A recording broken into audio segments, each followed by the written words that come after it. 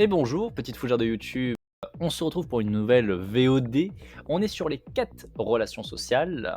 Créer des conditions pour faire émerger les relations mutuellement constructives, transformer les modes relationnels destructrices. Enfin, destructifs, pardon. Hop, donc nouvelle partie, on va aller sur du pratico-pratique. Quête.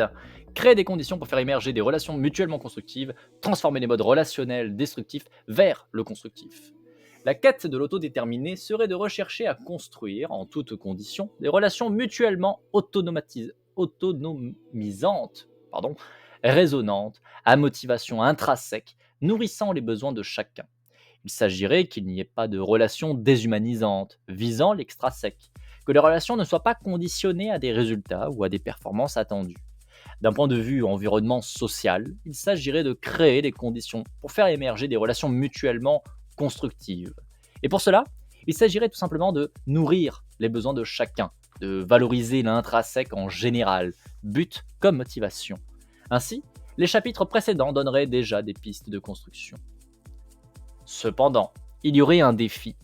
Que faire lorsque l'individu, ou un groupe d'individus, a un mode de relation qui vise l'extrinsèque, autrement dit, des relations instrumentales, menant à voir l'autre comme un objet, dénie l'humanité de l'autre, voire vise sa domination, son contrôle.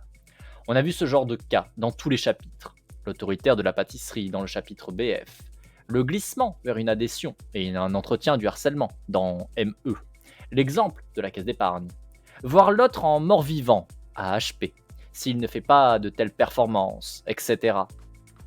Comment les transformer pour qu'ils commencent à envisager des relations déjà mutuellement basées sur la considération, l'autre est un humain comme moi, intrinsèque, donc une relation non instrumentale et objectivée, et constructive, c'est-à-dire sans chercher à exploiter, conditionner, contrôler, manipuler, soumettre l'autre, tout d'abord simplement vivre avec lui, partager, échanger, se soutenir. Les obstacles porteront sur ces questions.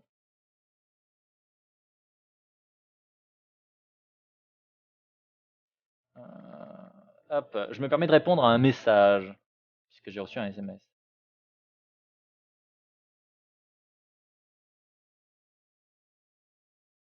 Hop,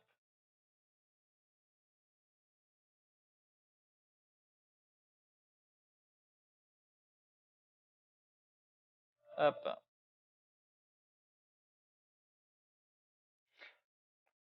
Relations sociales positives. Alors, on a un tableau. Relations sociales positives d'un côté, relations sociales négatives de l'autre. Relations sociales positives. Connexion entre personnes où il y a un partage mutuel qui densifie la vie. Relations encore plus positives, information, transmission de nouvelles perceptions, soins mutuels, sens, résolution des problèmes.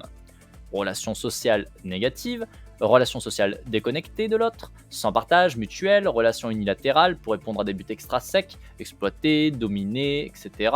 Ou pour contrer les introjections, obtenir de la fierté, de la valeur, se comparer, se vanter, etc. Comment est-ce que cela se produit pour la relation sociale positive?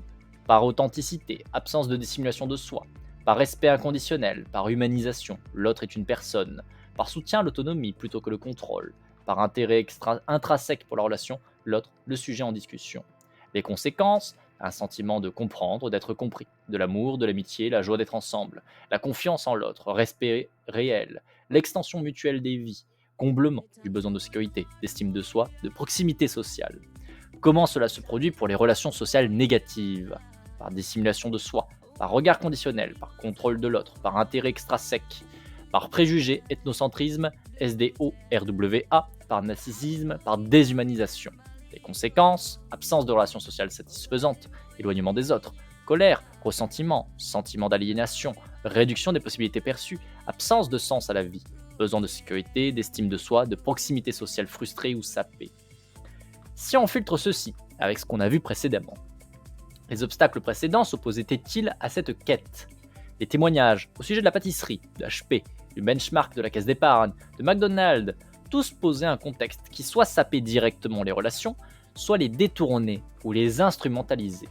Certains bullshit jobs ne sapaient pas tant que ça les relations, on voyait de la sympathie, voire de la complicité entre collègues, montrant qu'il n'y avait pas de sapage de la proximité sociale, mais davantage un problème de frustration des besoins, notamment celui de compétences.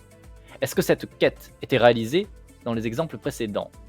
La désobéissance altruiste et son écho qu'on a vu lors de l'étude de la personnalité altruiste, ou encore dans le lancement d'alerte, est aussi particulière en son genre au niveau des relations. D'un côté, l'altruisme des actes est une relation qui nourrit celui qui est aidé. Cependant, comme la désobéissance requiert de la furtivité, les aidés peuvent parfois ne même pas savoir qu'ils l'ont été, ni par qui. Autrement dit, ce n'est pas que la désobéissance serait un acte déconnectant de la bonne relation, mais que les circonstances que pose l'environnement nuisible auquel on désobéit empêchent des relations d'aide normales ouvertes. Cependant, on a vu par exemple dans la personnalité altruiste que les sauveteurs étaient dans cette quête de reconnexion des liens brisés, famille tentant de remettre la fratrie ensemble, et de l'empêchement des relations destructrices, réussir à faire cohabiter des juifs et des soldats allemands dans la même maison tout en préservant leur sécurité. Quest to Learn, l'expérience d'Alvarez et Favi sont de toute évidence des environnements connectants, puisqu'il y a énormément d'opportunités pour les personnes de collaborer, de s'entraider, de se soutenir mutuellement, d'œuvrer ensemble. Obstacle RS, les relations destructives, les incels. Ah, joie, ça y est, nous y arrivons. Ah, ça a l'air bien, que ça a l'air bien. Hop.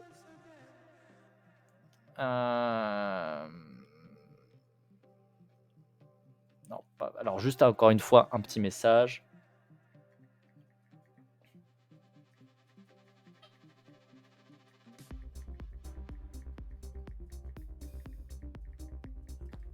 Hop.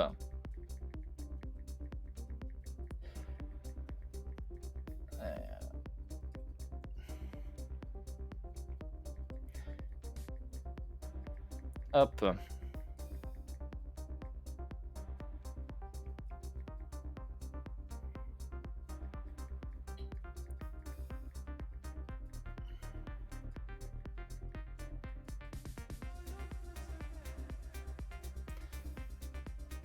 Hop.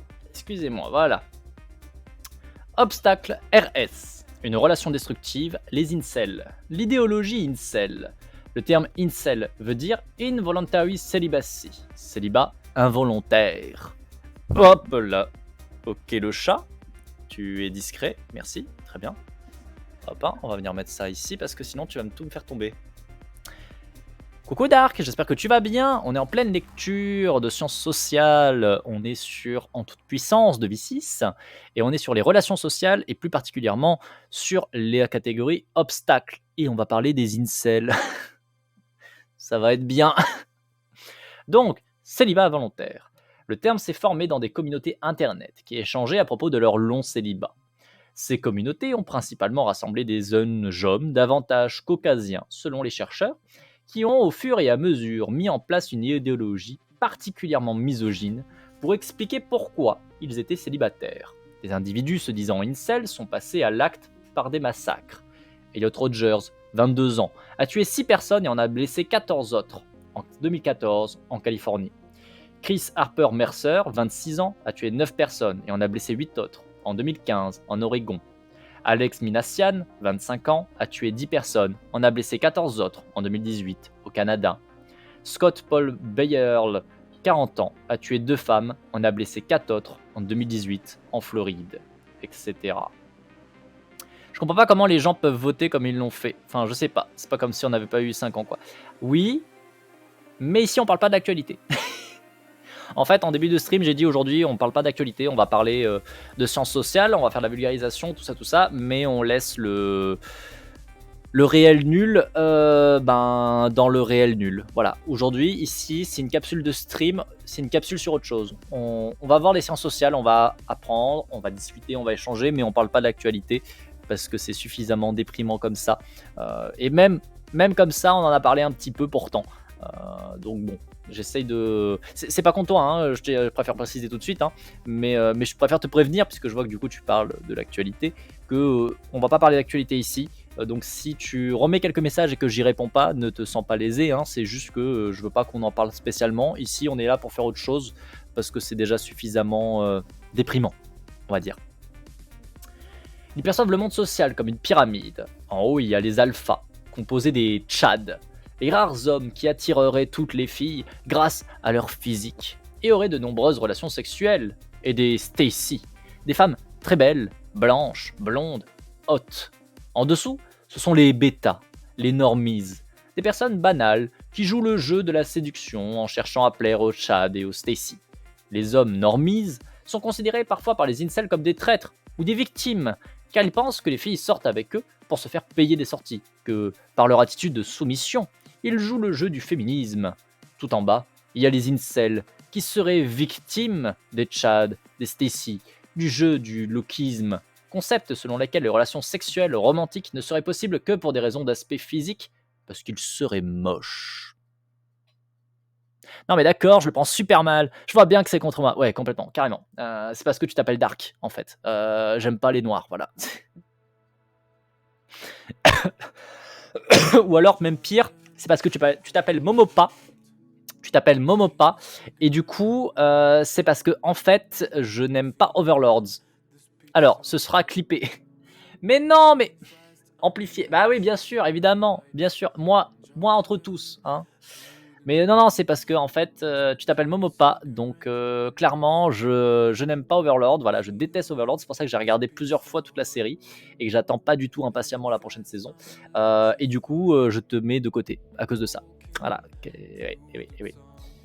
Les incels se disent aussi plus gentils et beaucoup plus intelligents et romantiques que tous les autres. Oh là, mon dieu, c'est bref. Être conscient du jeu du lookisme, de cette hiérarchie immuable, ce serait, selon eux, prendre la pilule rouge contrairement à la bleue. Mais ceux qui prendraient la pilule rouge seraient encore ceux qui ont un peu d'espoir de trouver une copine, d'avoir des relations sexuelles. Par exemple, c'est peut-être des incels qui apprennent la drague via des pick-up artistes, utilisation de la manipulation mentale pour séduire. Souvent, la femme n'y est considérée que comme proie, voire comme un objet. Qui vont faire de la chirurgie esthétique. Ceux qui auraient pris la pilule noire sont ceux qui pensent qu'il n'y a strictement rien à faire pour avoir un jour de relations sexuelles ou vivre un changement positif, puisque la hiérarchie et le jeu sont tels qu'il n'y a rien à faire.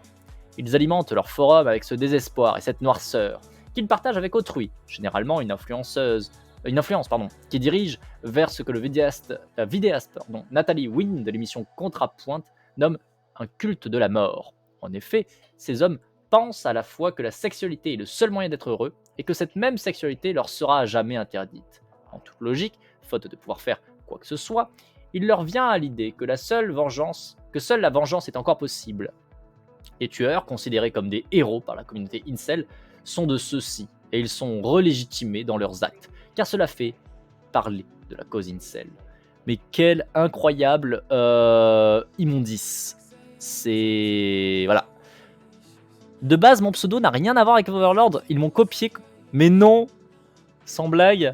Vraiment, c'est par le pif absolu. C'est rigolo. Le fameux je suis gentil. Ah mais oui, non mais moi ça me fume. Hein. C'est, j'en connais un qui est, on va dire quand même un peu beaucoup incel. Et pour le coup, c'est vraiment le genre à dire non mais franchement. Hop, alors attendez.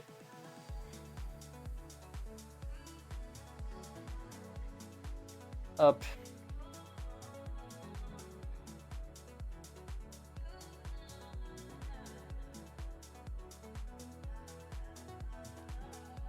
Hop, excusez-moi, hein, juste un instant. Voilà. C'est vraiment le genre à dire non mais franchement les femmes c'est toutes des putes, elles se rendent pas compte que moi je suis le gentil quoi. Elles préfèrent toujours avoir des connards alors que moi je suis gentil. Et t'es là en mode bah non en fait si déjà ta première phrase elle commence par les femmes c'est toutes des putes, t'es pas un gentil, t'es pas le gentil tu vois. Là vraiment il y a un problème de respect déjà. C'est con hein mais c'est un peu la base. c'est tellement un truc de fou quoi. Mon pseudo a quasi 18 ans. Waouh. Voire 20 ans. Waouh. C'est vieux. C'est un vieux pseudo. Bah c'est marrant du coup d'avoir un pseudo comme ça qui finalement est devenu par hasard le nom d'un personnage on va dire un peu connu quoi, un peu célèbre. C'est marrant, c'est rigolo.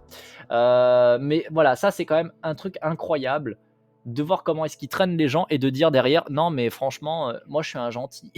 Nous, on est les gentils, mais on se fait dominer par le méchant système qui est méchant, le système, alors que nous, on est gentils. Mon Dieu, ça me rend fou. Un exemple de post-carburant à black pill, c'est-à-dire qui fait augmenter le sentiment de désespoir. Passage. Imaginez la sensation d'une femme. Imaginez la sensation si douce et chaleureuse de sa peau. Imaginez l'arôme doux de son parfum. Imagine-la pousser tendrement ses lèvres douces contre les tiennes. Description de l'acte sexuel. Imagine ensuite le sentiment de pure satisfaction et de paix qui vient après coup. Et regarde à tes côtés et voir une personne qui pense à toi et t'a accepté de la façon la plus intime possible. Jamais tu n'expérimenteras ça, parce que ton squelette est trop petit, ou les os de ton visage n'ont pas la bonne forme. Passe une bonne journée. Bah bien sûr, parce que les gens sont là que pour ton physique, hein, bien sûr. Obvious. Obvious. Et bonjour le Cario, j'espère que tu vas bien, que tu te portes bien. Ça faisait un moment qu'on t'avait pas croisé. J'espère que ça va. Les femmes sont en général considérées comme des alpha ou bêta et sont déshumanisées. Elles sont dites par les incels n'être capables que d'émotions très simples, notamment le désir sexuel insatiable, la polygamie, qu'ils justifient par un déterminisme biologique. Déclarées antisociales, ne peuvent que tromper leur mari, manipuler les hommes pour du sexe et ou de l'argent, et sont traitées de parasites, de putes et globalement haïes. Je hais les femmes, je les hais vraiment. Chaque fois que j'en vois une, j'ai le sang qui commence à bouillir. Quand elles jacassent au téléphone sur Paris Hilton, quand elles remettent du rouge à lèvres ou me prennent du temps à fouiller dans leur sac à la con, quand elles le chouinent à propos de leurs règles, quand elles délirent sans fin à propos d'un artiste, un réalisateur, un musicien dont tout le monde se fout, quand elles pleurent en attendant votre propre empathie. Plus que tout, je les déteste car ce sont des petites salopes suffisantes et hyperactives rendues comme ça par notre société merdique. Regardez ce que le féminisme débridé et les médias ont fait. Waouh. Waouh. Waouh. Waouh. Ça pique, ça pique, ça pique. Voilà, hein. Voilà, ça pique. Ils pensent qu'elles sont attirées par les tchads car elles aiment être infériorisées et maltraitées. L'homme idéal pour une femme serait un tchad qui la violerait et la battrait tous les jours, lui parlerait comme de la merde. Les femmes aiment être maltraitées par de beaux hommes, on voit rarement des accusations de viol contre des beaux mecs.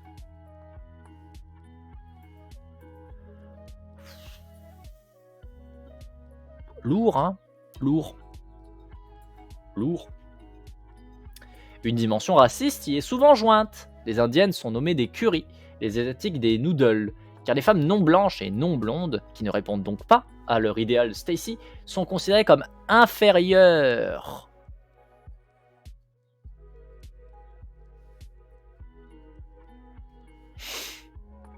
Ils rêvent d'une monogamie patriarcale, ils sont très nostalgiques des vieux modèles de couple, un mariage tôt dans la vie qui assurait des relations sexuelles à l'homme, avec des femmes qui servent l'homme, qui ne sont qu'objets à son service, voire demandent à être maltraitées, à ne pas avoir accès à l'éducation. Les putes hypergames, c'est quoi les putes hypergames? Bon bref, ont besoin d'être dominées et traitées comme de la merde pour rester attirées par vous.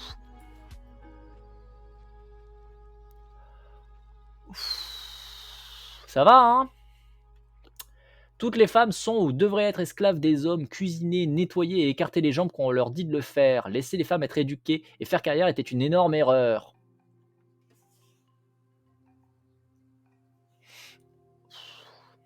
Bien sûr. Le plaisir, la relation positive mutuelle ne sont jamais abordés. Il s'agit d'une volonté de dominer la femme et dans leur idéal qu'elle soit soumise à leurs besoins. Évidemment, le féminisme est accusé comme le grand coupable du fait qu'il n'y a plus ce modèle patriarcal qui répondait à leur droit d'avoir des relations sexuelles. Ils expliquent le féminisme comme une espèce de complot lié au désir insatiable et dépravé de sexualité des femmes. En résumé, le féminisme a toujours été le même, accroître l'accès à Tchad. Bon, à part du vomi, on n'a pas grand-chose de très intéressant, hein, c'est impressionnant. C'est... Bref. Leur idéologie est donc hautement incohérente et incongruente. Ils déshumanisent les femmes tout en s'estimant être plus romantiques que tous les autres. Ils réduisent les relations sociales à une hiérarchie très réduite, mais ils s'estiment être plus intelligents que tous. Ils s'estiment victimes d'un système romantico-sexuel, mais jamais ne pensent que leur haine, leurs croyances déshumanisantes sont peut-être la raison principale pour laquelle les femmes les évitent. Oui, parce que quand t'es une grosse merde, bah étonnamment, on vient pas vers toi. parce que t'es une grosse merde, hein. C'est pas le système, non, c'est parce que tu te comportes comme une sale raclure de chiottes. Si tu traites les gens comme des objets, voire moins, oui, étonnamment, les gens n'ont pas très envie de faire du partage avec toi, de quelque ordre que ce soit. Ouais, ouais, ouais. Et alors, le fameux droit hein, au sexe, évidemment, le fameux droit, bien sûr. Bien sûr. C'est un droit, bien sûr. Ah mon Dieu, quel enfer. Il ne leur vient pas à l'esprit que c'est l'idéologie elle-même, misogyne, qui entretient l'absence de possibilité de relation, étant donné que dans n'importe quelle relation, même amicale, l'autre n'aime pas se sentir dévalué, ni considéré comme un objet, ni esclave servant uniquement à satisfaire les besoins égoïstement considérés. C'est pourquoi, dans le cas de l'idéologie incel décrite aussi, mais aussi lorsqu'on étudie l'autobiographie d'Elliot Rodger, leur héros, avec les initiales intégrées pour éviter d'être trop vu, il semble qu'un des nœuds qui lie cette interprétation hautement réductrice du monde social soit des formes de narcissisme. Jamais les incels ne remettent en cause leur comportement, leurs valeurs, leurs croyances dans le fait que cela pourrait être à l'origine des problèmes. Ils attribuent toutes les causes du problème dans leur physique, avec une obsession sur l'ossature, les dimensions la plus hautement stables, déterminées, génétiques et donc très difficilement changeables, et surtout dans la polygamie des femmes. Oui. Oh mon Dieu. Ça, c'est le genre de texte que mon père approuverait à 100%, très macho il est. Ah ouais, oui, non mais là, c'est pas que macho, là, c'est vraiment horrible. Enfin bref. Croyance masculiniste et interprétation capitaliste de la relation. L'idéologie incel est extrême, apparemment moins répandue en France qu'aux États-Unis, mais on trouve des idéologies assez similaires, très infusées chez les jeunes, ou moins jeunes, en France également. Suite à la diffusion d'un de nos épisodes sur la menace du stéréotype, j'ai eu un échange avec une personne se disant MGTOW sur Twitter. Donc on a vu tout à l'heure, en gros c'est incel, hein, c'est plus ou moins le même truc. Hein. Voici quelques extraits qui montrent son idéologie. Il y a d'abord une infériorisation des femmes. Glenn. Les filles en général ne raisonnent pas. Elles sont émotionnelles et vous le constaterez facilement en observant vos amis. Dépensent inutilement, détestent la programmation, ne savent pas ce qu'elles veulent faire dans la vie. Mais what? Mais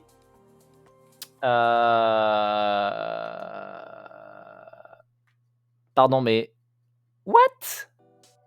Déjà, dépensent inutilement. Bon, on va remettre les choses un petit peu à l'heure. Dans notre société actuelle, ceux qui dépensent le plus inutilement, c'est les bourgeois. Et les bourgeois, et ceux qui ont le plus de thunes et qui le dépensent le plus dans des trucs complètement stupides, ce sont des hommes. Oui, parce qu'on est dans un monde qui est non seulement capitaliste, mais également patriarcal. Et oui, c'est incroyable. Donc ceux qui pour l'instant dépensent le plus inutilement, c'est des mecs. Vous avez d'ailleurs des travaux incroyables hein, qui vous montrent le coût notamment sur la société du comportement des hommes, qui vous montrent qu'une quantité phénoménale de dépenses est due aux hommes. Je pense notamment au travail de Pétevin. Hein, au passage. C'est genre, mais c'est incroyable. Bref.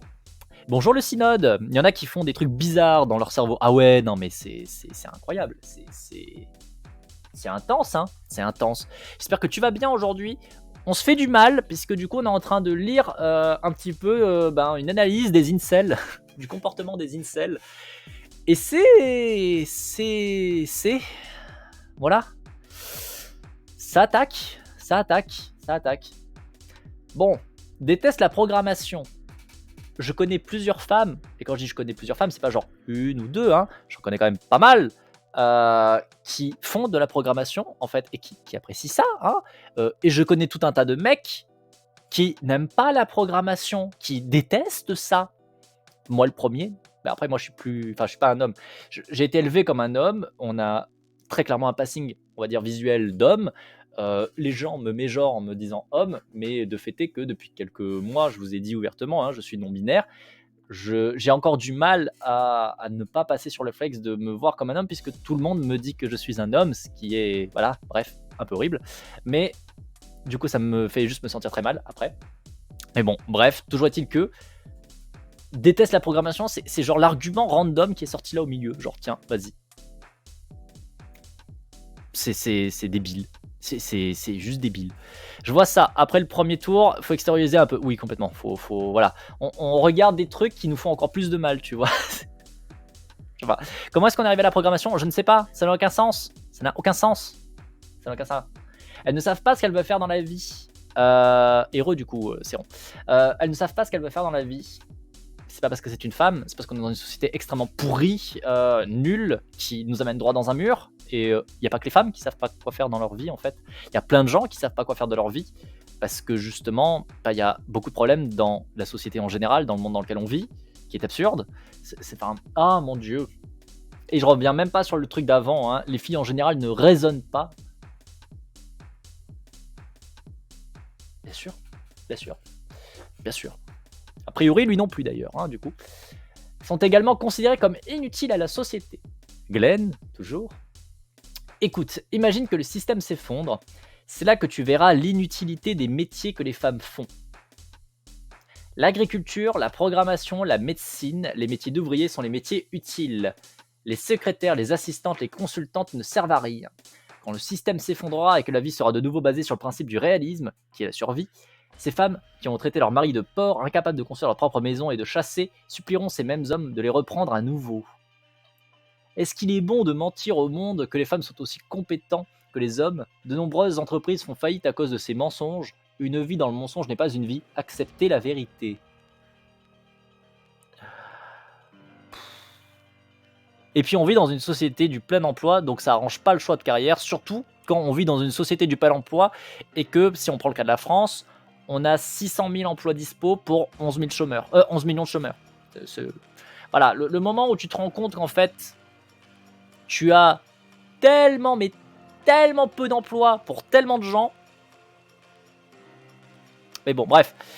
Le mec qui espère la fin du monde pour se croire qu'il dominera parce qu'il n'arrive pas là, quoi. Non, mais y a rien qui va, hein. J'ai les dents du fond qui baignent, mais pas parce que j'ai trop mangé. Ah ouais, non, mais là, y a rien qui va. Déjà, les métiers faits par les femmes, et les métiers faits par les femmes, c'est donc secrétaire, assistante et consultante. Voilà, les femmes ne font rien d'autre. Première nouvelle, bah, ma foi. Allez, c'est parti. Hein. C'est soit, d'accord, bien sûr. Et l'agriculture, la programmation, la médecine, les métiers d'ouvriers qui sont des métiers évidemment faits par des hommes, que par des hommes et uniquement par des hommes. Bien sûr, bien sûr, bien sûr, tout à fait. D'ailleurs, il n'y a pas de femmes. D'ailleurs, en fait, si tu vas dans la rue, il n'y a pas de femmes, hein, bien sûr. Waouh, c'est.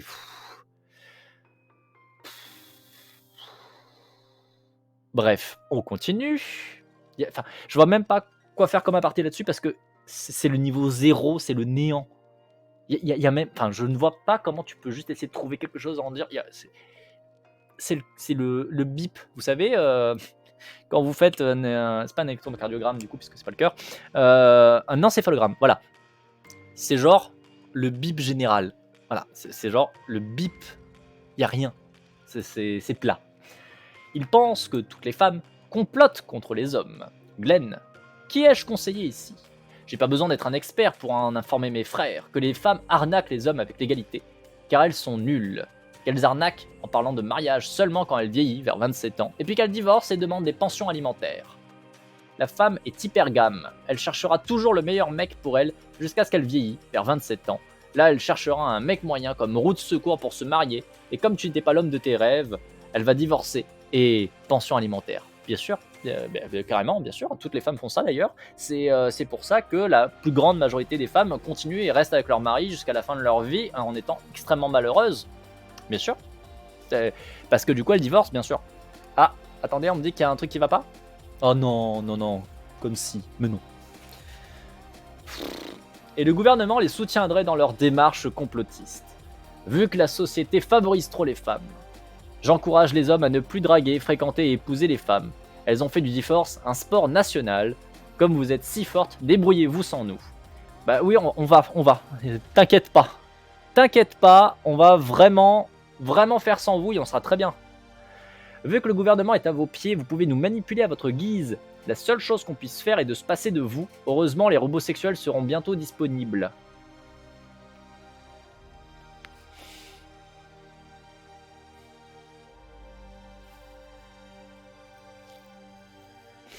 Alors, est-ce que vous avez besoin que je vous remette en avant l'état du gouvernement français, l'énorme prépondérance des putains de mecs blancs bourges de plus de 50 ans dans le Parlement, comme ministre.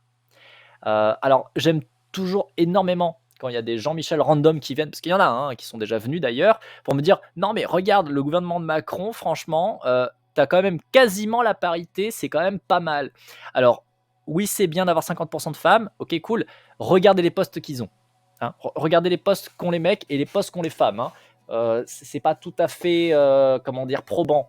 Quand tu te rends compte que tout ce qui est, on va dire, les trucs mis en avant, genre présidence, premier ministre, rien que ça, c'est des mecs blancs qui se passent le pouvoir entre mecs blancs depuis des plombes. Bon, c'est quand même, on va dire, les deux postes les plus importants en haut de l'état du gouvernement. On n'est pas sur de la parité, hein, et on ne l'est pas, genre pas du tout. Derrière, tu viens rajouter, oui, mais regardez, on a le ministre de la Justice. Ah bah en fait, c'est un homme. Ouais, non, mais regardez, une fois on a mis une ministre de l'armée, franchement, c'était une. C'est cool. D'accord, si tu regardes en fait sur l'histoire, sur l'historique, la grande majorité du temps, c'était que des mecs, et en fait, elle fait pas grand chose. Et en conseil de guerre, eh ben en fait, c'était un mec. On a mis que des mecs. Donc finalement, c'est quand même rigolo, hein, le fameux gouvernement, évidemment, qu'il a pour les femmes, bien sûr, bien sûr. Ministre de l'Intérieur est un ancien voyou, bah si avec lui. Et puis j'aurais pas dit ancien, mais puis j'aurais pas forcément dit voyou. Mais bon, bref. Et la parité de classe, évidemment, on peut venir ajouter le petite parité de classe quand même, hein, en dehors de, effectivement, du bagage, on va dire, des gonades. On a aussi un autre élément qui est tout simplement que vous avez que des bourges. Vous avez que des putains de bourges. Et elle est plus en prison. Elle est plus en prison que les Balkany. La parité de classe, elle est plus en prison que les Balkany, oui. Bref, on va continuer. Ils estiment que tous les hommes ne cherchent chez la femme que leur beauté, leur jeunesse, leur fertilité, et qu'ils ne sont pas attirés par leur intelligence. J'aime les femmes qui ne sont pas capables de raisonner. Nous les hommes, on les aime comme ça. On n'aime pas les femmes féministes, mais les femmes féminines qui acceptent qui elles sont et savent leur rôle dans la vie d'un homme. Bien sûr. Bien sûr. Et après, ils s'étonnent d'être tout seuls. Hein. On le rappelle quand même que ce sont des gens qui, de leur propre aveu, vous disent que eux sont les gentils. Ils sont les gentils et c'est le monde qui est méchant avec eux qui les empêche d'avoir des femmes. Qu'ils méritent d'abord, bien sûr, parce qu'ils sont les gentils. Ouais. Une autre personne est intervenue. Ernester. Arrête de prendre ton cas pour une généralité. Je suis un homme et j'aime les femmes intelligentes. Ça s'appelle un contre-exemple qui vient détruire ton emploi du pronom indéfini aucun. Et Glenn répond, il n'y en a que 5% comme toi. Et de toute façon, tu n'es pas un vrai homme car tu es efféminé. Si tu parviens à me montrer un seul homme riche, genre le top des tops qui est attiré par une femme âgée et intelligente, t'auras gagné. Il préfère toutes les jeunes et les belles.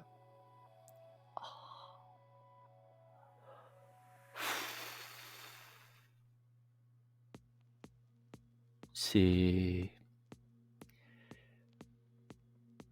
Alors déjà, qu'est-ce qui ne va pas dedans à part tout? Bon, tu n'es pas un vrai homme car tu es féminé. C'est quoi les codes du coup pour être un vrai homme? Enfin, dis-nous Glenn. Glenn, dis-nous qu'est-ce que c'est être un homme? On veut savoir. Il faut avoir de la barbe, et il faut avoir une hache, il faut être un bûcheron canadien, il faut la petite chemise à carreaux, il faut, je sais pas, il faut pas se laver. C'est quoi le truc? C'est quoi un vrai homme déjà, hein? Voilà, déjà on va définir ça. Parce que du coup, Jean-Michel, si tu es censé être un vrai homme, qui est censé avoir les bons codes et tout ça, que t'es mis de côté, c'est quand même qu'il y a un truc qui va pas, hein? Enfin bref. À noter que Glenn ne connaît pas du tout l'autre, il avait même pas de photo de profil. Ah bah oui, non mais bien sûr, on va pas non plus demander à ce qu'il y ait ne serait-ce qu'un élément quelconque qui puisse corroborer ce qu'il dit. Non, faut pas déconner. Non, faut le laisser aller en roue libre, hein. Un peu plus, un peu moins. Bon, bref, voilà, c'est déjà ça, ça me fait saouler, ça me saoule. Ensuite, le top des tops, c'est un homme riche. Ah, c'est ça être au top du top? Je croyais que du coup, être un vrai homme, c'était au-delà de tout ça, c'était sur les aspects physiques, sur, je sais pas. Mais finalement, en fait, c'est d'avoir des thunes. Donc en fait, d'être héritier. Ah, c'est intéressant. Alors on hérite d'être un vrai homme, c'est ça? D'être un top du top? Ah ouais, d'accord, c'est cool. Admettons. Qui est attiré par une femme âgée, intelligente, t'auras gagné. Il y en a plein des exemples, hein, et d'ailleurs, il y a quelque temps encore, c'était la quoi? C'est la femme de Clooney, je crois?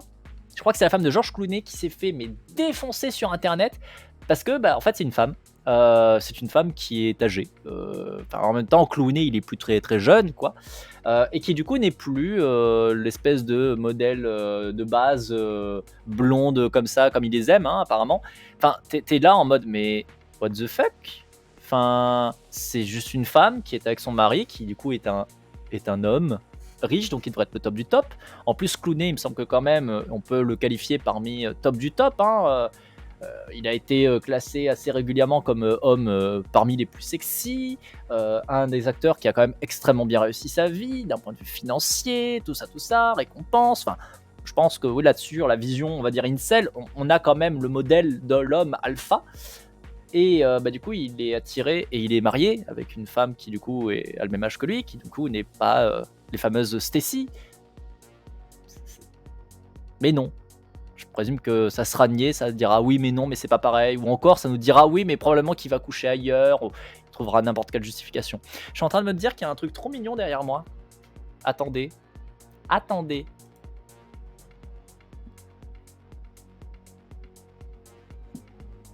Est-ce que vous voyez ça? Est-ce que ça c'est pas trop mignon? Franchement. Est-ce que ça c'est pas la chose la plus mignonne que vous avez vue? Une petite brindille, alors petite, je le dis vite, une brindille de taille respectable et de poids respectable, qui est tranquillement rangée dans sa boîte de puzzle. Hein, ma puce? Bah ouais, hein. Oh bah ouais. C'est pas la plus belle, ça. Hein, si c'est pas la plus belle, ça. En fait, faut savoir que les deux chats sont rangés, hein. Les deux chats sont rangés, hein, on va pas se mentir. Live art, tac, c'est ici. Voilà. Les deux chats sont très bien rangés. Bonjour. Ça va? Voilà. Ils sont rangés dans les boîtes parce que ce sont des petits puzzles. Ce sont des petits puzzles poilus. Mais vachement mignons. Voilà. Ils ont chacun leur propre tiroir. Ouais, c'est chacun leur petit morceau de la boîte de puzzle. Et le troisième est là, allongé comme un caca. Voilà. J'ai une modèle miniature en chaton, elle est aussi rangée. Bah oui, c'est ce qu'il faut, hein, des chats rangés, c'est bien. Vous êtes bien, hein. Vous vous mettez tout seul en boîte. Non, franchement, rien à dire. Par contre, sachez-le, je vous l'ai dit en début de live, j'ai pas encore mis la photo sur Twitter, faudra que je vous la mette. Mais du coup, le puzzle qui est là est fini. Hein, le puzzle qui est là est fini. Sauf que là, juste ici, il manque une pièce. Et quand je dis il manque une pièce, c'est pas genre il manque une pièce et on sait où elle est. Non.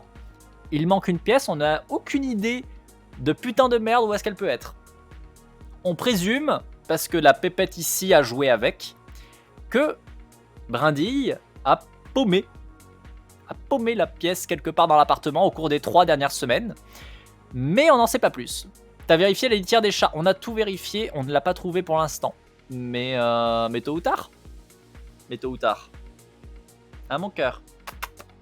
Sinon, tu peux continuer à jouer et la retrouver. Ça c'est possible. Hein. Tu te gênes pas. Hein. Franchement, ça nous dérangerait pas. La pièce ultime qui fera la réparation quand tu vas déménager. Bah c'est ouais, un peu l'idée. Bon après, normalement, là, en fait, on est en train d'acheter l'appartement avec Anemone. Donc, normalement, si tout se passe bien et qu'il n'y a pas de problème annexe qui se présente, on va dire, au cours des prochaines périodes, on va avoir l'appartement qui nous appartient dans 1 mois. Et du coup, il y a des chances qu'on déménage pas tout de suite, voire qu'on déménage pas. On verra comment les choses évoluent, bien sûr. Mais a priori, on va pas déménager. Par contre, je vais peut-être rechanger un peu la configuration de l'appart. Ça, c'est possible. Et peut-être qu'un jour, je tomberai dessus en disant, mais tiens, mais tu es là. Cette saleté de pièce était ici. Ou alors, sinon, elle va continuer à jouer et à un moment donné, elle va finir par le retrouver, quoi. Donc, on verra bien. Je rattrape un peu le chat. L'incel, il cherche juste plus con que lui pour se valoriser, c'est-à-dire à quel point il est au fin fond du fond.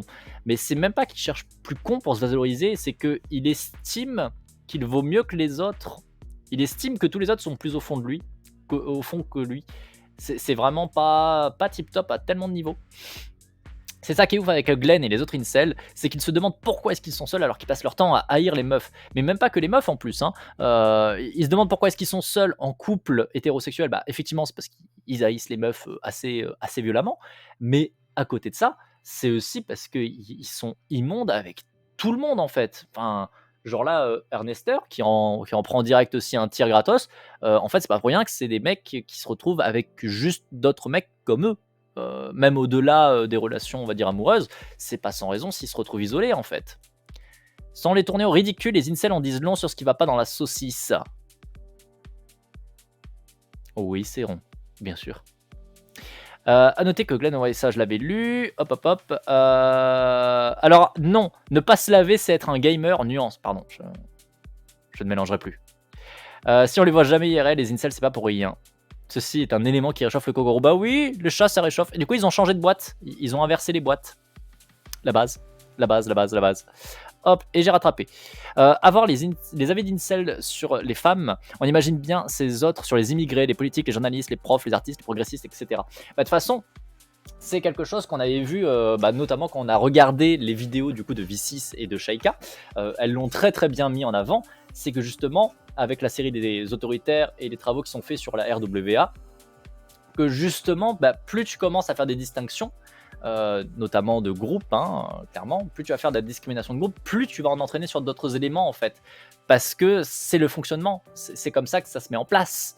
Et effectivement, si tu as cet avis-là sur les femmes, tu as de très très fortes probabilités, et on l'a vu un peu plus tôt avec le fait que déjà dans les femmes, dans le groupe des femmes qui les haïssent, qu'ils ont tant de mots d'amour envers elles, ils font des distinctions encore plus haineuses envers les femmes étrangères, enfin les femmes qui ne sont pas occidentales, qui ne sont pas blondes aux yeux bleus.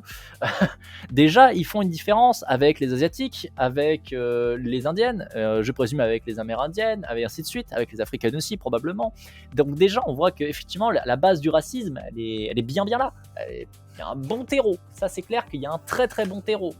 Et qui doit très bien fonctionner avec tout un tas d'autres groupes, effectivement, qui notamment promeut l'inclusion, qui promeut le fait de vivre ensemble. Ça doit être perturbant pour eux. Je continue. Je sais que ça nous fait du mal, mais on va continuer quand même. Il a une vision de l'amour qui est basée complètement sur l'exploitation, extra-sec, une sorte de contrat marchand. V6. Qu'est-ce que l'amour pour toi du coup ? Et Glenn répond, l'amour, c'est l'homme qui fournit les ressources quand la femme s'occupe de l'éducation des enfants, de l'entretien de la maison et de toutes les tâches ménagères. Et surtout pour la vie, pas de divorce qui tienne, et encore moins de pension alimentaire quand c'est la femme qui quitte. Mais du coup tu réponds pas mec. V6. Non, mais je demandais en tant qu'expérience vécue. Oui, bah oui. Je disais mais il a pas répondu en fait Jean-Paul. Se sentir aimé, aimer quelqu'un, comment est-ce que tu définis cela en tant qu'expérience ? Glenn, les femmes de nos jours n'aiment plus. Elles vont voir les plus riches, les plus beaux, les plus célèbres, qui vont les baiser jusqu'à leurs 27 ans. Mais qu'est-ce qu'il a sur les 27 ans ? C'est quoi ce délire des 27 ans ? Il y a quoi comme... Il y a un stade particulier qui lui est arrivé ? Il y a un truc qui lui est arrivé à 27 ans ? C'est quoi le délire ? Bref. Qui iront mentir aux mecs normaux en disant « Je t'aime pour la vie, épouse-moi » et autres. Et c'est ça l'arnaque. Tu seras la roue de secours. Mais du coup, t'as toujours pas répondu ? Jean-Paul, fais un effort.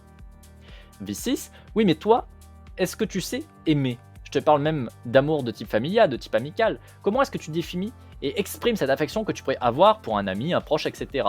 Glenn, je sais aimer, j'ai de nombreux amis, mais avec les femmes de nos jours c'est suicidaire. Elle peut t'accuser de harcèlement ou de viol juste parce qu'elle est cache contre toi. Juste parce qu'elle est cache contre toi. Une amie chrétienne m'a menacé de la sorte et je suis devenu MGTOW le lendemain.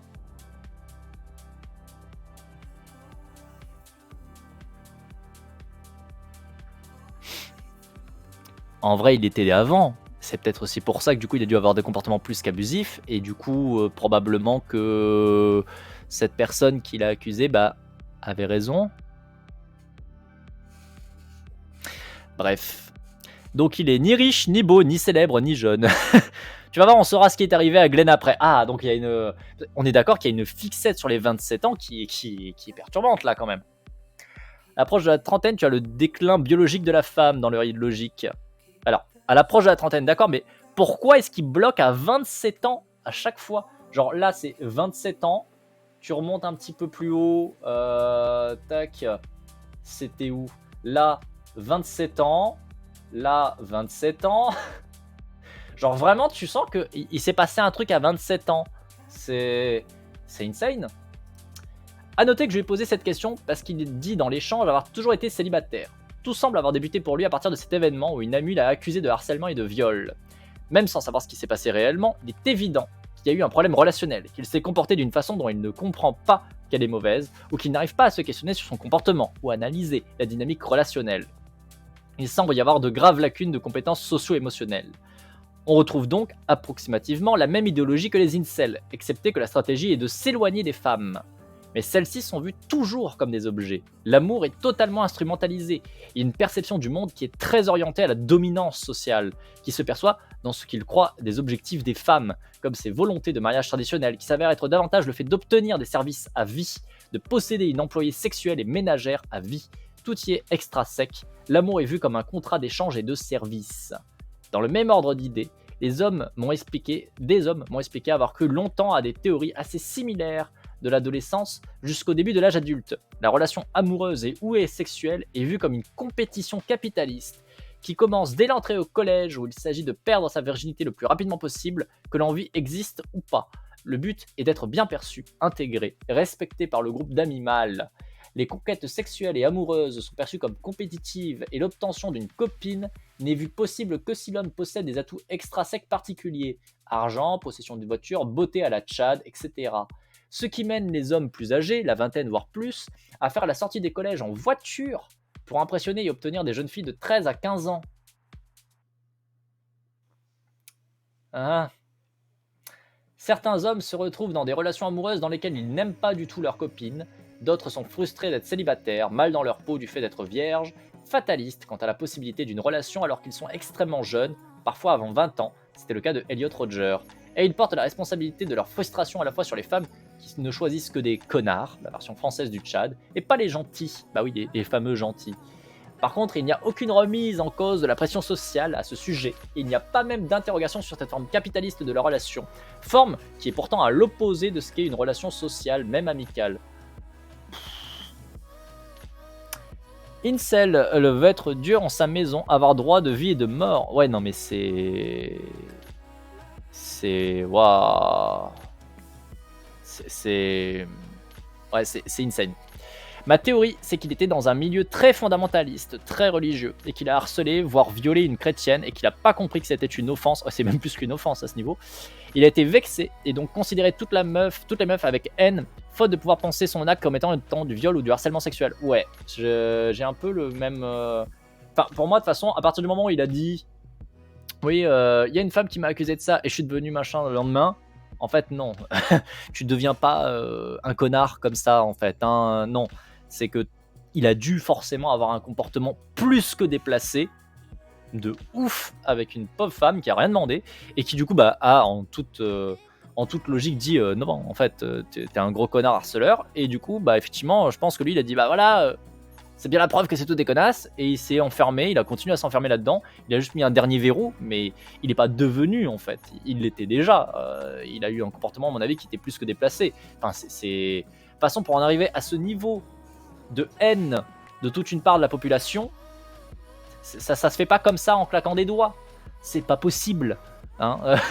Je pense que V6 vous le dira aussi bien que moi, hein, mais strictement rien dans les travaux de psychologie, de sociologie, ne montre que on devient comme ça haineux en un claquement de doigts sur un seul et unique événement totalement fermé d'un coup et avoir une haine aussi profonde des autres en fait. Pas comme ça en instant.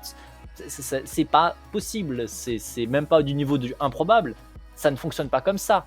Les haines raciales qui se mettent en place, les haines de classe qui se mettent en place, les discriminations, la misogynie ou quoi, ça se construit sur de la longue durée, plus ou moins longue, sur tout un tas de contextes qui vont favoriser ce genre de vision des choses, Ça ne se met pas comme ça, quoi. C'est pas, c'est pas possible en fait. Ce n'est pas possible. Si vous étiez quelqu'un de ouvert, on va dire aux autres, hein, avec des vraies relations et la capacité, la compréhension du fait que autrui est autrui, donc fondamentalement n'est pas vous, est différent et peut donc vivre les choses différemment. Si vous avez un minimum d'empathie, quoi, bah vous pouvez pas comme ça du jour au lendemain être aussi fermé. Ce n'est pas possible. C'est même pas que ça n'a pas de sens. Ce n'est pas possible. C'est bref, le mec se ment totalement en lui-même. Bah, c'est possible, hein. Lourd, genre il a retourné la logique oppressive qu'il subit sans l'avoir comprise. Ah mais complètement. Mais complètement, c'est le genre de mécanique qui se met extrêmement et facilement en place, hein, de dire bah non, c'est pas ma faute à moi. En fait, c'est toi qui m'oppresse, c'est toi le méchant ou la méchante en l'occurrence, et qui m'accuse à tort, patati patata, parce que ça nous permet, avec ce genre de fonctionnement, en fait, de complètement nier qu'on est la source du problème et donc de se remettre en question et notamment de vivre la douleur, de prendre conscience que on est la personne qui est responsable, qu'on est la personne qui amène au problème. C'est beaucoup plus simple de dire que le problème vient de l'autre et du coup de ne pas se remettre en question. Ça n'éveille pas de douleur, ça ne va pas poser problème à nous-mêmes, alors que justement se dire je me suis planté, c'est moi qui ai dépassé les bornes, c'est moi qui ai fait de la merde. Ça c'est beaucoup plus compliqué, c'est beaucoup plus coûteux, ça va nous mettre dans un état de souffrance. On va se prendre conscience que on n'est pas bon, on n'est pas bien, et qu'on a un comportement qui ne va pas et qu'il faut le changer. Et c'est beaucoup, beaucoup, beaucoup plus coûteux. Donc clairement que c'est une mécanique justement pour retourner, parce que c'est plus simple. C'est plus simple. C'est beaucoup, beaucoup plus simple. Je continue. Dans cette idéologie également, l'homme qui a des comportements gentils envers une femme doit être comme rémunéré en sexe. Et les femmes sont considérées ingrates lorsqu'elles n'ont pas de relations sexuelles avec ces hommes qui ont été pourtant gentils, préférant les tchads qui n'ont pourtant pas payé de gentillesse. De façon générale, il n'y a pas vraiment d'intérêt intrinsèque pour la relation. Il s'agit souvent de viser l'intégration dans le groupe des hommes, d'être comme eux, d'avoir un statut dans le groupe. Parallèlement, il y a une conquête du stéréotype masculin qui consiste à refouler toute émotion, à ne pas en parler, à paraître fort, à supprimer toute empathie et compassion, ce qui s'oppose également à toute construction d'une relation sociale saine, même avec des amis, puisque toute vulnérabilité est interdite, puisqu'il n'y a pas d'empathie, alors qu'il n'y a aucun échange vrai et profond, aucune confiance qui peut naître étant donné que la personne vit en continu sous un masque. Oui, clairement. C'est toxique au possible, hein. C'est lourd, c'est lourd.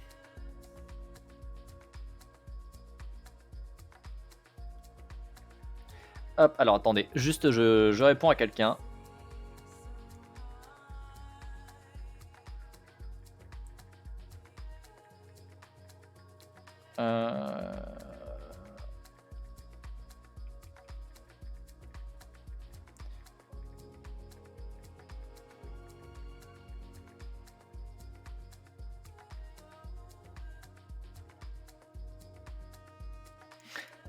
Hop, je reprends. En résumé, tous ces problèmes rassemblent les mêmes failles, on le verra plus tard, liées à la fois à la SDO, à un RWA parfois, le tout structuré par et avec une idéologie, quoi? Le tout structuré par avec une idéologie capitaliste. Il y a un problème dans la phrase? Je pense qu'il y a un léger problème dans la phrase. Il doit y avoir un problème de phrase là, à mon avis, il manque un mot ou le tout structuré par et avec une idéologie capitaliste, peut-être. Je pense. J'ai mis un mot en trop. Ah oui, voilà. Je me disais bien, il y a un truc qui me chiffonne. Il y a un truc où des fois, je sais que je passe à côté et je relis, je me dis non, c'est moi qui ai mal compris. Mais là, j'ai buté et je sentais que je me disais non, c'est pas moi. Donc le tout structuré avec une idéologie capitaliste et néolibérale, par et avec, oui, voilà, c'est ce qui me semblait. Appliqué aux relations sociales avec une pression sociale distale, la culture, et proximale, le groupe d'animal, à l'adhésion à des stéréotypes masculins toxiques. Ce stéréotype empoisonne à la fois les hommes qui en viennent à des croyances incel, nuit aux relations en général et nuit aux femmes, aux trans, aux homosexuels via la violence, que ce soit le harcèlement dont on a déjà parlé, mais aussi des viols, des coups, des meurtres. Ce stéréotype est aussi dévastateur parce qu'il réduit les possibilités de l'homme. il lui interdit d'exprimer ses émotions, donc de les comprendre, et il en viendra à ne pas les comprendre chez les autres. Il peut être incapable de gérer des moments difficiles, de réguler les émotions, et donc perdre en contrôle sur sa vie. Il lui dit que l'empathie, l'altruisme, la compassion sont les facettes de la faiblesse. Or, les supprimer, c'est s'amputer de forces qui permettent d'agir avec courage, de nouer des relations puissamment bénéfiques et créatrices et de vivre plus intensément. Il lui dit qu'il doit être fort, et cette force est entendue comme le fait de dominer, y compris avec violence. Or, la violence est un problème de régulation des émotions, un manque de compétences socio-émotionnelles, qui a des conséquences terribles. Et la domination, même accomplie, n'est rien de plus qu'une annihilation à vivre dans un monde où l'on craint de perdre constamment les privilèges illusoires. Donc, ne jamais être libre de vivre pleinement. Aucune relation positive n'est possible dans l'adhésion à un système de domination et de soumission. Aucun bonheur social profond ne peut en émerger. Il ne restera qu'une profonde solitude faite de peur, de crainte, de rage, de colère. Aux États-Unis, cette force est aussi liée à une conquête financière et donc à des aspirations extrinsèques qui sont, on l'a vu, catastrophiques pour le bien-être. Autrement dit, le respect ou la volonté de rentrer dans ce stéréotype est une auto-déshumanisation qui prive l'incel et ceux qui adhèrent à l'image stéréotypée du masculin de ses compétences socio-émotionnelles, de ses capacités à se lier bénéfiquement à autrui, du développement de son altruisme, de son empathie, de sa maturité, des problématiques toujours rattachées, corrélées au SDO et au narcissisme. Dans le cas des incels, lorsque ça va jusqu'au black pill, cela peut se terminer en terrorisme et ou en tentative de suicide. Ici, un incel témoigne. Voyons les choses en face. La pilule noire, c'est du carburant à suicide, et la plupart d'entre nous ne devraient pas s'y frotter. Je me suis joyeusement laissé aller dans ce fil Reddit dès l'avoir découvert, comme j'aime découvrir les secrets que la société m'a cachés. Mais ça a affecté ma santé mentale d'une mauvaise façon. J'ai fait un appel pour la première fois à SOS Suicide il y a quelques semaines, et je n'avais jamais eu à faire ça auparavant. J'ai toujours pu me convaincre de ne pas le faire, avec un peu de logique, mais mon esprit est détruit maintenant. Ça, c'est intéressant, parce que ça montre que, mine de rien, c'est peut-être très léger, mais il y a quand même le constat que c'est un modèle qui ne fonctionne pas pour quelqu'un qui est dedans, pour quelqu'un qui est imbrigué, on va dire, dedans. C'est, je trouve, pour le coup, quand même un minimum encourageant de voir que justement, en étant dedans, en partageant cette vision, on va dire, cette idéologie, la personne reste quand même capable, notamment de se dire non, là en fait, non, c'est trop. Là par contre, c'est pas positif. Là, ça va pas. C'est quand même intéressant de constater que c'est pas une fatalité. C'est pas parce que la personne est incel qu'elle va rester incel. Il y a des possibilités de remonter et c'est quand même super intéressant pour le coup. Yep, soit certains s'en rendent compte quand ça va au plus mal, soit ils se transforment en terroristes. C'est un peu le problème, effectivement, c'est que c'est comme souvent. C'est comme souvent, en fait, le changement, s'il se fait au moment le plus critique, en fait. Soit c'est fini, tu changeras pas, tu vas jusqu'au bout, et là, effectivement, on va sur les actions terroristes, sur les meurtres de masse. Soit, justement, au dernier moment, quand tu es vraiment tout au fond, tu constates, en fait, que tu es tout au fond et que ça va pas, et tu es capable de lancer le changement. C'est assez ouf, c'est assez triste, et en même temps je trouve que ça reste un minimum engageant parce que ça laisse la possibilité justement d'aller vers autre chose, y compris pour les personnes qui sont les plus atteintes par cette idéologie, on va dire. Quand je me suis dissocié des théories du complot de ma mère, je me suis dit que cette vision du monde finira par me détruire, sans aller aussi loin que les incels. Ouais, mais c'est quand même intéressant de voir que ce cap est capable d'arriver au moment où tu es le plus au fond. Je trouve que c'est quand même intéressant en fait. Ça montre quand même que la vie est positive, la vie au sens large du terme, les gens sont capables de voir que on peut prétendre à mieux, ils peuvent prétendre à mieux, même quand ils ont une image d'eux-mêmes qui est complètement fracturée, même quand les personnes sont aussi inclus, aussi à fond, on va dire, dans des idéologies aussi délétères. Je trouve que ça reste quand même positif, même si effectivement l'autre partie, celle que là du coup on regarde pas trop, c'est celle qui devient des terroristes quoi. Après j'ai mis les témoignages de certains qui s'en sont sortis. C'est bien ça remonte le moral, c'est bien. Faut que je file la bise. Eh ben, des bisous Dark. J'espère que tu as passé un bon moment avec nous, mine de rien. Et puis passe une très très bonne journée. Merci d'être passé. Des bisous à toi. On continue. Pourquoi ça s'appelle l'autodétermination?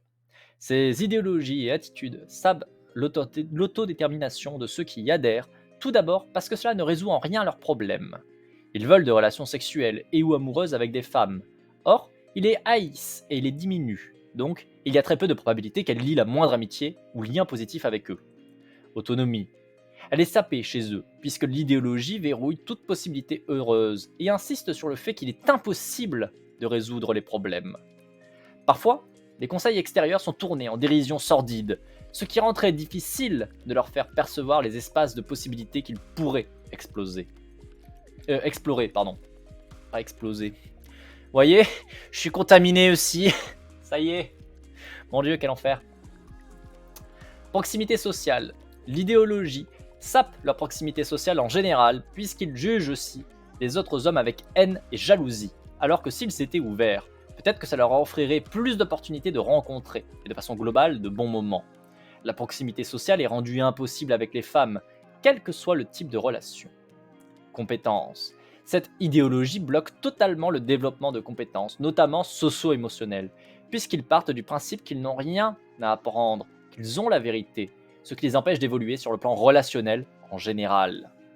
Motivation intrinsèque et flow. Elle est absente, étonnamment. Chez l'incel Elliot Rogers, son autobiographie rapporte très peu de passion, et lorsqu'il en a, elles sont extrinsèques. Il jouait à WoW de façon obsessionnelle, sans plaisir, parfois enragé d'être nul et de ne pas être supérieur en compétences par rapport aux autres. Un jour, il se met à écrire et pense que ce sera peut-être un bon moyen d'atteindre les buts de richesse et de supériorité. Est-ce qu'un environnement visant la MI pourrait les transformer et les libérer de leur idéologie? Je n'ai pas de réponse à cette question. Cependant, si l'environnement de l'activité à la MI respecte l'extensivité, travailler aussi des questions socio-émotionnelles comme Quest to Learn ou l'environnement Montessori façon Alvarez, peut-être qu'il y aurait un effet bénéfique. Motivation extrinsèque. L'idéologie incel ou le MGTOW montre une absence d'intérêt intrinsèque pour autrui. Il s'agit toujours de fabriquer une forme de supériorité, alimentée de formes de possession, parfois même lorsqu'il s'agit de compétences ou de passions sans lien avec leur relation sociale. Concernant la motivation à la relation, elle est totalement extrinsèque, puisque même quand il la rêve, il s'agit d'une possession de l'autre, d'exploitation, servant à satisfaire leurs besoins égoïstes, leur narcissisme. Les régulations sont très compartimentées. Ils veulent des femmes, mais ils les haïssent. Introjectés, la notion de honte est très souvent invoquée. Il y a une amotivation totale à développer des qualités et des compétences sociales, parce qu'ils pensent la relation sous forme totalement extérieure et discriminante. Ils cherchent à développer au mieux des capacités à la manipulation mentale, qui est donc raccord à leur idée d'infériorité des femmes, ou le fait qu'il est bon de les exploiter. Mais généralement, le seul développement personnel qu'ils souhaitent est en rapport à l'apparence extérieure, le look, la coiffure, la chirurgie esthétique. Ce qui est paradoxal parce que pour avoir de bonnes relations sociales, ce sont les qualités intérieures d'ouverture, d'empathie, d'écoute, les compétences socio-émotionnelles qui permettent de se connecter à autrui. Il renforce également entre eux ses motivations extrinsèques. Soumission à l'autorité. Ils se soumettent, voire surobéissent totalement aux pressions culturelles extrinsèques, notamment au travers de leur croyance que d'avoir beaucoup d'argent est égal à la résolution de tous les problèmes relationnels, et aux stéréotypes de la masculinité, quand bien même ce serait en partie la cause première de leurs soucis. Par exemple, le fait de devoir être fort, sans émotion, etc. Pression horizontale. Elles sont extrêmement fortes dans la communauté, et ils sont très sensibles à celles extérieures sur les codes de la masculinité. Ils ne cherchent pas de preuves sociales du contraire, uniquement celles qui renforcent l'idéologie incel, réinterprètent les preuves sociales montrant la fausseté de l'idéologie ou cessent de voir l'extérieur. Là, en plus, pour le coup, on est vraiment sur des mécanismes qui sont très... Et on le voit de toute façon avec leur idéologie, notamment sur ce fantasme du mariage traditionnel. On est vraiment sur une pensée qui est très réac, une pensée qui est vraiment très très réactionnaire et très conservatrice. Et ce qui est marrant, en fait, ce qui est marrant, façon de parler, ce qui a été montré, notamment avec les expériences qui ont été faites aux États-Unis après le Watergate, qui est un gros, on va dire, un gros problème politique qu'il y a eu aux États-Unis, on se rend compte que, en fait, les personnes conservatrices, les personnes du coup qui sont généralement de droite, puisque les conservateurs sont plus généralement de droite, hein, quand même, on va pas se mentir, ils ont vraiment un système qui se base sur la croyance. Et c'est ça qui est assez oufissime en fait, c'est de voir que ce qui va être contraire à leur avis va être complètement gommé. Ça n'existe plus, on l'enlève, hop, on n'y croit pas. Par contre, on va surreprésenter et survalider ce qui va et ce qui conforte nos idées. Quand bien même il y a des énormes incohérences dedans, au final, les incohérences, elles sont gommées comme les preuves contraires. Et on ne garde que ce qui maintient et ce qui confirme notre vision et notre modèle. Et c'est ça qui est assez ouf, c'est de voir que vraiment, on est sur les mêmes mécaniques, quoi. On est vraiment sur les mêmes putains de mécaniques. C'est quand même assez incroyable. Et c'est des choses qui sont connues depuis des plombes, et voir à quel point ce n'est absolument pas pris en compte, travaillé, notamment par les pouvoirs publics, je trouve ça mais aberrant, parce que les visions justement incel ou MT, je sais plus quoi, j'ai oublié le nom, c'est typiquement le genre de mécanique qui se met en place, par exemple quand aujourd'hui on a des ministres, au pif, hein, je dirais Jean-Michel Blanquer, vraiment au pif, hein, par hasard, qui vient dire que les woke sont un énorme danger, ou encore Macron il y a quelques jours, qui nous dit que il ne faudrait surtout pas parler des personnes LGBT en fait aux enfants. Il faudrait surtout pas les prévenir qu'il existe des possibilités autres que l'hétérosexualité et la norme hétérosexuelle et le modèle familial classique qu'on a en fait. Alors que ça n'a pas de sens. C'est pas parce que tu leur montres que des choses existent que tu les pousses à aller dans cette direction ou autre chose, quoi. Enfin, ça n'a pas de sens. Et même au-delà de ça, puisque du coup on ne parle que de l'hétérosexualité et que de la norme hétérosexuelle, voir que justement, il y en a plein qui y répondent pas, et qu'il y en a de plus en plus le temps passe, parce qu'on est de plus en plus avec, heureusement, des moyens de se regrouper, d'échanger, de s'aider, d'accéder à des ressources, et on se rend compte que justement il y en a plein, des personnes LGBT, ça montre bien que c'est pas parce que tu le mets en avant ton modèle qui sera respecté, bien au contraire. Ça ne sert à rien, c'est pas pertinent en fait. Et pourtant on voit cette même peur, on voit ce même besoin de faire, on va dire dans le traditionnel, et de ne surtout pas remettre en question la tradition. Et pourtant ça fait vivre des souffrances sans nom. La quantité phénoménale de personnes LGBT, par exemple les personnes trans, qui se suicident à cause de la violence de la société, à cause de la violence de leurs proches, de la violence du monde dans lequel on vit, et qui leur met des baffes constamment, qui les nie, qui les dégrade, qui sont vraiment mais horribles avec elles. Et on voit bien à quel point c'est dysfonctionnel, parce que putain, ça pousse des gens au suicide, quoi. Et les mecs sont en mode, non, on va pas remettre ça en question, en fait c'est très bien. En fait on va continuer à aligner. Promis, ça marche bien. What the fuck, quoi. What the fuck. C'est... Bref. Est-ce que je vous ai dit que j'aimais pas les conservateurs? Voilà, je vous le redis, j'aime pas les conservateurs. On est sur une nouvelle partie transformation, et ça fait 1 heure de VOD. Et j'ai faim, du coup, parce qu'il est 13h38. Donc on va s'arrêter là pour cette VOD, on va s'arrêter là pour ce petit épisode, petite foulure de YouTube. J'espère que tu as apprécié la lecture. C'est fini pour aujourd'hui. On se dit à très bientôt pour un nouvel épisode. Ciao, ciao, ciao.